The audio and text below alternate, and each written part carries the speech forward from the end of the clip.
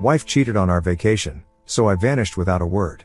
Then handed her divorce papers the moment she walked through the door. I'm a civil engineer. I build things. Bridges, highways, foundations that don't crack under pressure. I'm good at it because I measure twice and cut once. I don't make rash decisions. I plan. I calculate. I trust the numbers. That's probably why I didn't see it coming. My wife Bianca and I have been married 6 years, together 9. She's an interior designer, works with high-end clients, spends her days picking paint swatches and arguing about crown molding. We met at a friend's wedding. She laughed at my terrible dance moves. I bought her a drink. 3 years later, I put a ring on her finger, but somewhere between the wedding and year 6, we stopped being a team. Long hours, separate schedules, conversations that felt like reading from a script. We were roommates who occasionally slept. The spark wasn't dead, it was on life support, so I planned this trip. 1 week at a resort in the Florida Keys. Couple spa treatments, snorkeling, sunset dinners, the whole romantic reset package. I booked everything. She seemed excited, said it was exactly what we needed. Day 1 was good. We walked the beach, held hands, actually talked. Day 2, same. I thought maybe we were fixing this. Day 3, things shifted. I spent the morning booking a deep-sea fishing excursion and a sunset catamaran cruise. When I came back to the pool, Bianca was at the bar, laughing with some guy. Shirtless, tattooed, bartender name tag that said Damon. She waved me over, introduced us. He made me a piña colada, asked how we were enjoying the resort. I said great. He said Bianca had been keeping him company all morning. She smiled. I didn't think anything of it. People make friends on vacation. I'm not that guy. That night, she was on her phone a lot. Texting someone, smiling. Said it was her sister. I believed her. Why wouldn't I? Day 4, I had a morning jet ski rental booked. Woke up at 7, kissed her forehead, told her I'd be back by 10. She mumbled something about sleeping in. I grabbed my GoPro from the dresser. I'd been charging it overnight, planning to film some water shots. Except the weather rolled in. Dark clouds, choppy water. The rental got cancelled. I was back at the room by 8:30. I opened the door quietly, thought maybe Bianca was still asleep. She wasn't there, and the GoPro was still on the dresser. Except the red recording light was on. I picked it up. Checked the footage. 4 hours and 12 minutes of recording. My stomach dropped. I sat on the bed. Hit rewind. Fast forwarded through the first hour. Empty room, me leaving, nothing. Then at the 1:18 mark, the door opened. Bianca walked in. She wasn't alone. Damon followed her. She was laughing. He closed the door behind them. I won't describe what I watched. If you've ever had your heart ripped out through your ribcage, you know the feeling. If you haven't, count yourself lucky. But it wasn't just the act. It was the sounds. The things she said. The way she touched him. The way he touched her. And then, around the 3-hour mark, they were lying in our bed. My side of the bed. She was tracing circles on his chest. He said something I couldn't hear. She laughed. That laugh I fell in love with 9 years ago. Then she said it. Clear as a messing bell. He'll never find out. He's too busy playing husband of the year. God, he's so predictable. I sat there, staring at the screen. The footage kept playing. They eventually got up, got dressed. She kissed him at the door. Told him she'd see him tomorrow. Tomorrow. Like this was routine. I don't know how long I sat there. Could have been 5 minutes. Could have been an hour. The room spun. My chest hurt. But here's the thing, I didn't cry. I didn't scream. I didn't punch a wall. My hands weren't shaking. My mind was cold. Clear. I transferred the footage to my phone. Uploaded it to 3 different cloud storage accounts. The GoPro clean. Put it back on the charger. Then I sat on the edge of the bed and thought about bridges. About foundations. About how you know when a structure is compromised beyond repair. You don't fix it. You tear it down. I heard the door lock click. Bianca walked in, beach bag over her shoulder, sunglasses perched on her head. She smiled at me. Hey babe. Thought you'd be out on the water? I looked at her. Really looked at her. Tried to see the woman I married. Couldn't find her. Weather was bad. Came back early. She kissed my cheek. Aw, that sucks. Well, I'm starving. Wanna grab lunch? I nodded. Yeah. Sounds good. She headed to the bathroom. I heard the shower turn on. I opened my phone. Looked at the footage in my camera roll. Looked at our resort reservation, 2 days left. Looked at our joint bank account. Her passport in the safe. Her wallet on the nightstand. For the first time since I pressed play on that recording, I smiled. I knew exactly what I was going to do. Lunch was at the beachside restaurant. Bianca ordered a crab salad and talked about the massage she'd booked for tomorrow. I ordered fish tacos I couldn't taste and nodded at all the right moments. "You seem quiet," she said, sipping her mojito. "Just tired." "Didn't sleep great." She reached across the table, squeezed my hand. "We've got 2 more days. Let's make them count, okay?" I squeezed back. "Absolutely." The performance had begun. After lunch, I told her I needed to grab something from the gift shop. She headed back to the pool. I watched her walk away, white sundress, designer sunglasses, the kind of confidence that comes from thinking you're untouchable. I went to the bar instead. Damon was there, mixing drinks for a group of middle-aged women who were clearly flirting with him.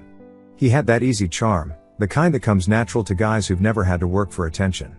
Tribal tattoos crawled up his left arm. Jawline sharp enough to cut glass. I understood why she picked him. I just didn't care. I sat at the far end of the bar. Waited until the women left. He noticed me, walked over with that bartender smile. "Hey man, back for another round? Just a beer." "Whatever's cold." He grabbed a bottle, popped the cap, slid it across. "You doing the Catamaran Sunset Cruise tomorrow night? Supposed to be incredible this time of year." "Yeah, booked it last week." "You been working here long?" 2 years. "Best gig I've ever had, honestly. Good tips, great weather, meet interesting people." He leaned on the bar. "You and your wife seem cool. How long you been together?" 9 years. "Married 6. Damn. That's solid. I'm getting married in 6 months myself." I took a sip of beer. Kept my face neutral. "Congratulations. Your fiancée here with you?" "Nah, she's back in Tampa. Elementary school teacher, couldn't get the time off. She teaches 3rd grade. Love of my life, man." He pulled out his phone, showed me his lock screen. Blonde woman, bright smile, holding a golden retriever. "That's Jade." I studied the photo. Memorized her face. "She's beautiful. You're a lucky guy, don't I know it?" He pocketed his phone. "Anyway, enjoy the beer. Let me know if you need anything else." "Will do." I finished my drink. Pulled out my own phone once he moved away. Opened Instagram. Searched Damon and Tampa bartender. Found his profile in under 2 minutes, public, of course. Username, Damon Beach Life, 3,000 followers. Shirtless gym selfies. Sunset photos. Action shots from jet skiing and parasailing. And sprinkled throughout, pictures of Jade. At dinner. On a boat. Kissing at what looked like a New Year's party.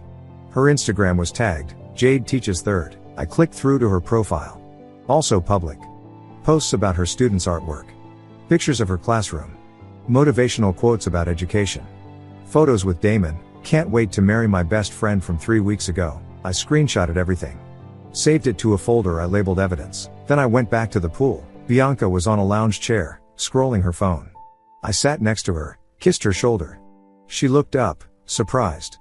"What was that for?" "Just love you." She smiled. Actually blushed. "I love you too." We spent the afternoon by the water. I played the attentive husband. Rubbed sunscreen on her back. Brought her frozen drinks. Laughed at her jokes. She ate it up. That evening, I surprised her with dinner reservations at the resort's upscale restaurant. Steak, wine, candlelight. She wore the sundress she'd bought on day 2. Looked stunning. "This has been amazing," she said over dessert. "I feel like we're really reconnecting, you know?" "Me too. I was worried we were drifting. But this trip, I think it's exactly what we needed." I raised my glass. "To us." She clinked hers against mine. "To us." We finished the bottle. Walked back to the room hand in hand. She fell asleep with her head on my chest, breathing soft and steady. I stared at the ceiling. Ran through the plan. Tomorrow was our last full day. Checkout was the morning after at 11. I needed to move fast. I carefully slid out from under her. Grabbed my laptop from my bag. Sat on the balcony. First, I opened our bank accounts. Joint checking, $39,000. Joint savings, $83,000. Her individual account that I had access to, $12,000. I took screenshots of everything. Downloaded 6 months of statements. Then I opened our credit card accounts. 3 cards in both our names. I made note of the numbers, security codes, everything. I checked the room safe. Her passport was there. I'd set the code myself when we checked in, her birthday, because I'm thoughtful like that. I looked at my watch. 11:57 p.m. In 36 hours, we were supposed to check out together. Fly home together. Continue this charade of a marriage, but I had a better idea. I opened my email. Searched for our flight confirmation. 2 tickets, 2:15 p.m. departure the day after tomorrow. I canceled hers. The fee was $200. Worth every penny. Then I searched divorce attorney Houston. Found a firm with a 4.9 star rating and a 24-hour consultation line. I'd call them from the airport. My phone buzzed. A text from my brother. How's paradise? I typed back. Life-changing. I sat there for another hour. Planned every detail. Every move. Chess, not checkers. When I finally came back to bed, Bianca rolled over, still half asleep. Where'd you go? Just couldn't sleep. Thinking about work. She mumbled something, pulled me closer. Within minutes, she was out again. I lay there in the dark. My wife, the woman I'd built a life with, pressed against me. The woman who'd spent yesterday afternoon in this exact bed with another man. The woman who called me predictable. She had no idea what was coming. The next morning, I woke up before her. Made coffee. Went down to the lobby. At the front desk, I asked about early checkout options. The clerk explained I could check out through the digital kiosk anytime. No need to stop by the desk. Perfect. I went back upstairs. Bianca was awake, stretching. Morning, gorgeous. How'd you sleep? Like a rock. What's the plan today? I climbed back into bed, pulled her close. Kissed her forehead. I was thinking. Why don't you take the day for yourself? Spa, shopping, whatever you want. I'll handle some work emails, then we'll do one last nice dinner tonight. Sound good? Her face lit up. Really? You don't mind? You deserve it. She kissed me. You're the best. I watched her get ready. Watched her apply makeup. Watched her pick out an outfit.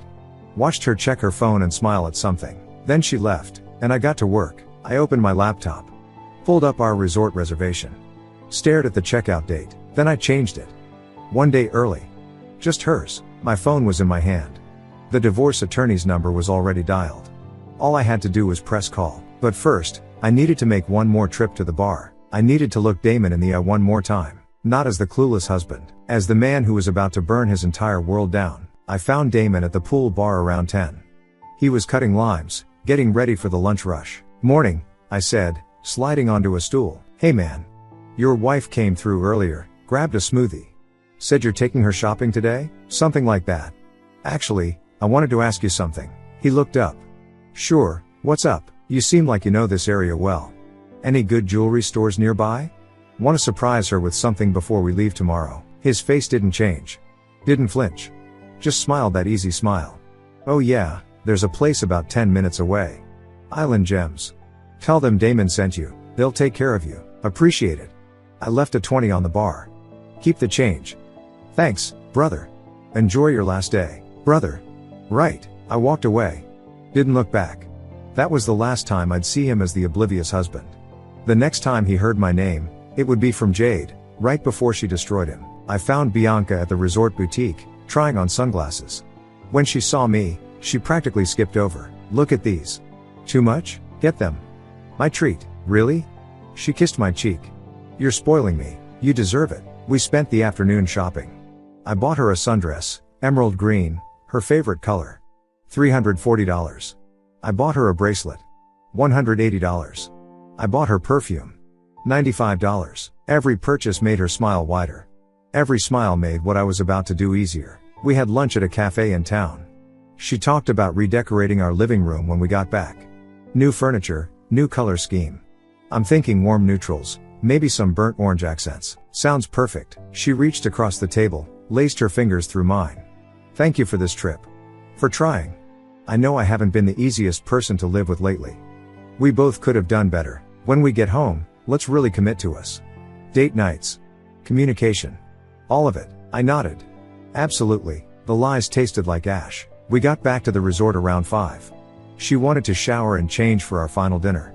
I told her I'd join her in a minute, needed to return some work emails. Don't take too long, she said, heading to the bathroom. I waited until I heard the water running. Then I moved, opened the safe, grabbed her passport, slipped it into my laptop bag, grabbed her wallet from her purse.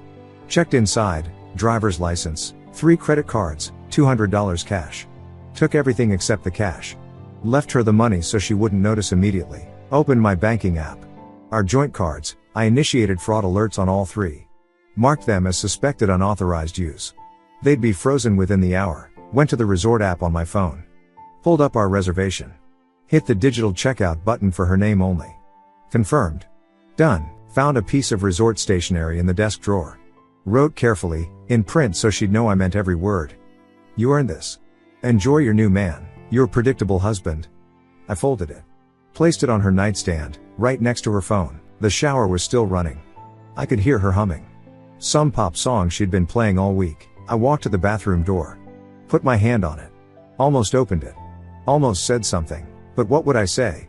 What could I possibly say that would matter? I pulled my hand back. Packed the last of my things. Double-checked. Passport, wallet, phone, laptop, chargers. Everything I needed. The water shut off. I heard the shower curtain slide open. Babe? Can you grab me a towel from the closet? I grabbed one. Opened the bathroom door just enough to hand it to her. Steam poured out. She was reaching out, hair dripping, smiling. Thanks. 5 minutes, I promise. I looked at her one last time. Tried to remember when I'd actually been happy with her. Came up empty. Take your time. I closed the door. Walked back to the main room. Put on my shoes. Slung my laptop bag over my shoulder. Grabbed my suitcase. My phone buzzed. Calendar reminder, flight check-in now available. I pulled up the airline app. Checked into my flight. Seat 12A. Red eye to Houston, departing at 11:45 p.m. Just mine. Not hers. I took one last look around the room. At the bed where she'd betrayed me. At the note waiting on the nightstand. At the closed bathroom door. Then I walked out. Pulled it shut quietly behind me. Heard the lock click. Walked down the hallway. Past other couples heading to dinner. Past families with kids. Past people who still believed in their relationships. Got in the elevator. A woman smiled at me. Heading out? Yeah. Time to go home. Safe travels. The doors closed. I made it to the lobby. Returned my key card at the desk. The clerk asked if I enjoyed my stay. Life-changing, I said. Got in a cab. Gave the driver the airport address. As we pulled away, I looked back at the resort one last time. Lights twinkling against the sunset. Paradise. She was still in there. Probably out of the shower by now. Getting dressed. Doing her makeup. Excited about dinner. Any minute now, she'd see the note, and her entire world would implode. I opened my phone. Called the divorce attorney's emergency line. A receptionist answered. Roger Whitfield's office. How can I help you? I need a consultation. Tonight if possible. I have video evidence of my wife's affair and I'm filing for divorce immediately. Hold please. 30 seconds later, a man's voice came on. Calm, professional, the voice of someone who'd heard it all. This is Roger. Tell me everything. I landed in Houston at 6:32 a.m. The divorce attorney was meeting me at his office at 8 o'clock. I'd had 5 hours on that plane to process everything. To feel everything I'd been holding back. I didn't cry. Didn't break. Just sat there, staring out the window at 35,000 feet, feeling the weight finally lift. By the time I walked off that plane, I was a different man. And 1,200 miles away, my wife was waking up, alone in paradise, about to discover that her predictable husband had just made the least predictable move of his life. Roger Whitfield's office was in downtown Houston, 15th floor of a glass building that reflected the morning sun like a warning. I arrived at 7:45, carrying my laptop bag and the weight of 9 years. The receptionist offered me coffee. I accepted. Black. Roger walked out at exactly 8 o'clock. Late 50s, gray hair, tired eyes that had seen 1,000 marriages end. We shook hands. His grip was firm. Conference room 2. Let's see what we're working with. I opened my laptop. Pulled up the footage. He watched 3 minutes of it. Paused it. I don't need to see more. This is airtight. He leaned back in his chair. Texas is a no-fault state, which means the affair itself doesn't determine asset division. But this, he gestured at the screen, this helps establish a pattern of deception. Makes negotiation easier. Most importantly, it means she won't fight you. She can't. How fast can we move? I can have papers drafted by noon. Filed by end of business today. She'll be served within 72 hours of us locating her. She's in Florida. Stranded, actually. Roger raised an eyebrow. Intentionally? She'll figure out how to get home. Eventually, the corner of his mouth twitched. Not quite a smile. Understood. In the meantime, protect your assets. Close joint accounts, cancel shared cards. Document everything. Don't communicate with her unless she serves you first, and if she does, forward everything to me. What about the house? Whose name is on the deed? Both. But I paid the down payment for my savings before we married. $60,000. We'll argue for that. With this footage, I'd say you keep the house. She'll want a quick exit. He slid a business card across the table. Call this number. Financial forensics. Have them review your joint accounts for the last 6 months. If she's been spending money on him, we need to know. I pocketed the card. What's this going to cost me? Uncontested? 15,000, give or take. Contested? He shrugged. More. But she won't contest. Trust me, we spent the next hour going through details. Assets, debts, property. By 9:30, Roger had everything he needed. I'll call you when the papers are ready. Go home. Rest. Don't do anything stupid. Too late for that, I said. He actually smiled. Then don't do anything else stupid. I left the office. Drove straight to my bank. Walked up to a personal banker, a woman named Florence who'd helped us open our joint account 4 years ago. I need to make some changes. Florence pulled up our accounts. What can I help you with? I'm filing for divorce. I need to transfer my half of the joint accounts into a new individual account. Today. Her face fell. Professional sympathy. I'm so sorry. Let me get the paperwork started. It took 90 minutes. When it was done, I had a new checking account with $23,500. New savings with $41,500. I left the other halves untouched, let the lawyers sort out who got what. But I wasn't going to risk her draining everything out of spite. Next, I called our credit card companies. Reported suspected fraud. All 3 cards frozen within 20 minutes. Changed passwords to everything. Utilities. Streaming services. Our shared cloud storage. Email. Even our Wi-Fi. By noon, I was sitting in my living room, our living room, staring at walls she'd painted, furniture she'd picked out. Everything here was a reminder. My phone started buzzing. Missed call. Bianca, another. I declined each one. Blocked her number. A text came through from a number I didn't recognize. WTF did you do? Another. Call me right now. I blocked those too. Then I opened Instagram. Found Jade's profile again. Sent her a direct message. Hi Jade. You don't know me, but I need to tell you something about Damon. It's important. Do you have an email I can send something to? I attached one screenshot, Damon and Bianca at the pool bar, his hand on her lower back. Nothing explicit. Just enough to make her curious. She responded in 4 minutes. Who is this? Someone trying to help you. I'm not asking for anything. I just think you deserve to know the truth about who you're marrying. 3 dots appeared. Disappeared. Appeared again. jade.mitchell.teaches@gmail.com. I opened my email. Composed a message. Subject line, I'm sorry you have to see this. Body, simple. Direct, Jade. My name is irrelevant.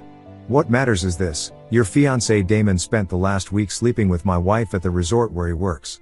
I have video evidence. I'm attaching edited clips, nothing graphic, just enough to prove it happened, and screenshots of their messages. I'm not telling you this to hurt you. I'm telling you because you deserve better than a man who would betray you while you're working to build a life together. I'm divorcing my wife. You deserve the same choice. I'm sorry. I attached 3 clips. Each 10 seconds long. Them kissing in the hallway. Entering the room together. Leaving 2 hours later, her adjusting her hair. Then I attached screenshots from Bianca's phone, texts I'd pulled from our shared cloud before I changed the password. Messages to D about can't wait to see you and he'll be gone all morning. I hit send. Then I sat back and waited. Roger called at 2:15 p.m. Papers are ready. I'm filing now. You'll have copies by email in an hour. Thank you. One more thing. Don't leave town. Don't post on social media. Don't tell anyone what happened except immediate family. The cleaner this is, the faster it ends. Understood. I spent the rest of the day cleaning. Literally. Washed dishes. Did laundry. Vacuumed. Scrubbed the bathroom. Kept my hands busy so my mind wouldn't wander. My phone buzzed around 6 p.m. Email from Roger. Subject, petition for divorce, filed. I opened the attachment.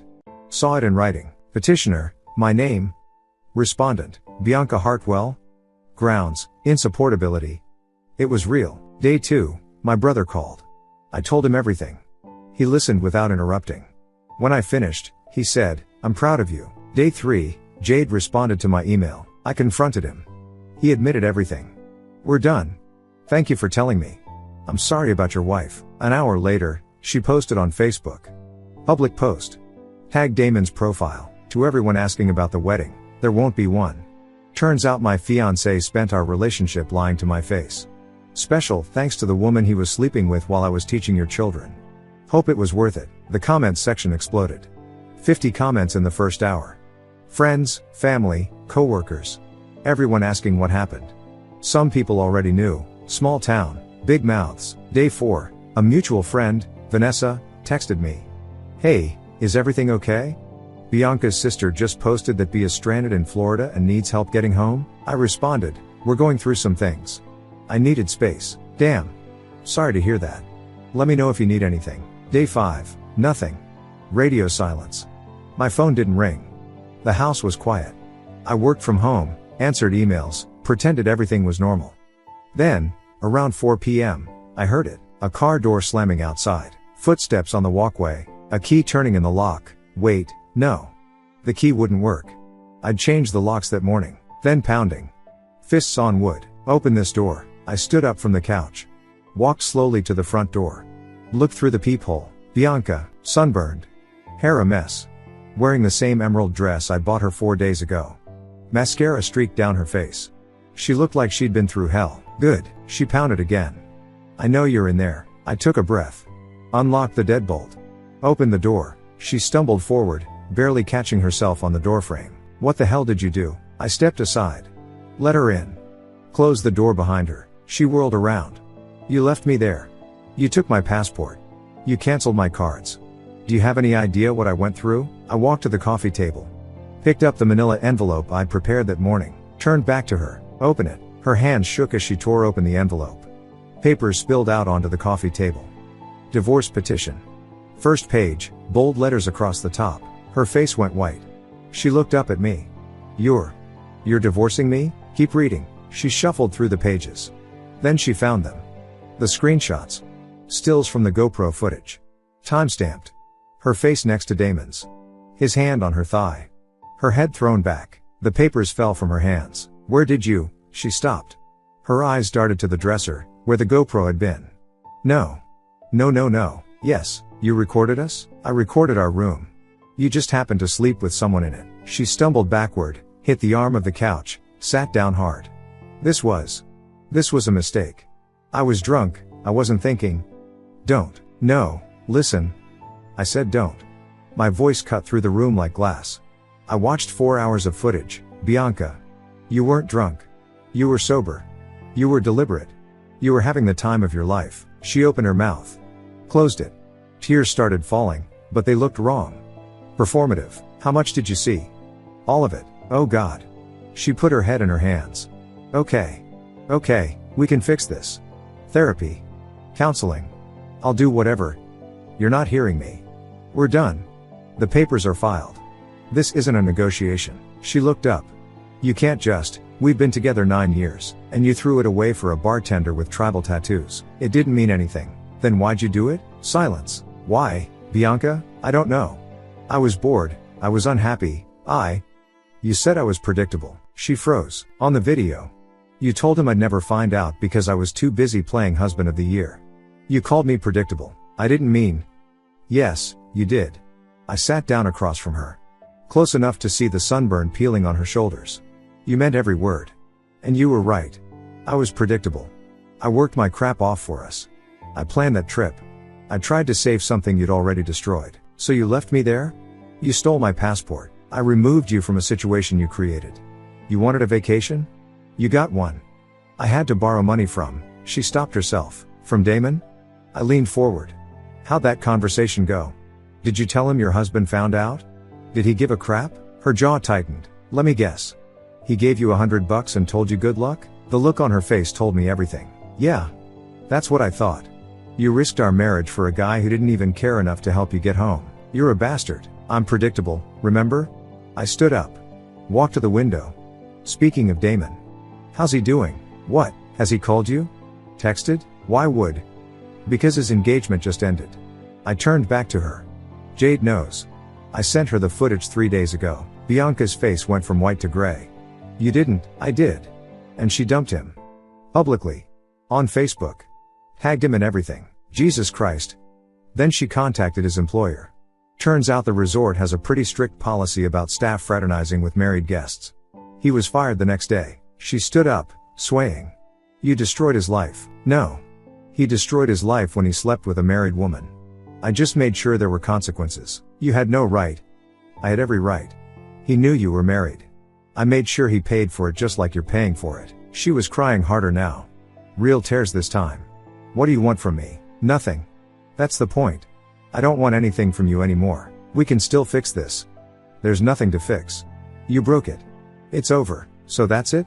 9 years, just gone? You ended it the second you brought him into our bed. I'm just finishing what you started. She grabbed my arm. I pulled away. Don't touch me, please. Just listen. I've listened enough. You've got 48 hours to pack your things and get out. After that, the locks change. You can coordinate with Roger about picking up anything else. I don't have anywhere to go. Call your sister. Call your friends. Call Damon for all I care. Not my problem. This is my house too, and the divorce will settle that. Until then, you're a guest. An unwelcome one. She collapsed back onto the couch, sobbing, her shoulders shaking. For a moment, just a fraction of a second, I almost felt sorry for her. Then I remembered her laugh. Her words. He'll never find out. The sympathy died. I loved you, she said, voice barely above a whisper. No, you didn't. You loved what I did for you. There's a difference. That's not fair. You know what's not fair? Coming home early and finding out your wife thinks you're a joke. That's not fair. She looked up at me. Mascara everywhere. Eyes red and swollen. I never thought you were a joke. Yes, you did. You thought I was too stupid to find out. Too comfortable. Too predictable. I grabbed my keys from the counter. Turns out, you were wrong. I headed for the door. Where are you going? Out. When I come back, I want you in the guest room. Not our bedroom. Understood? This is insane. 48 hours, Bianca. Starting now. I opened the door. Wait. I stopped. Didn't turn around. Do you still love me? I thought about that.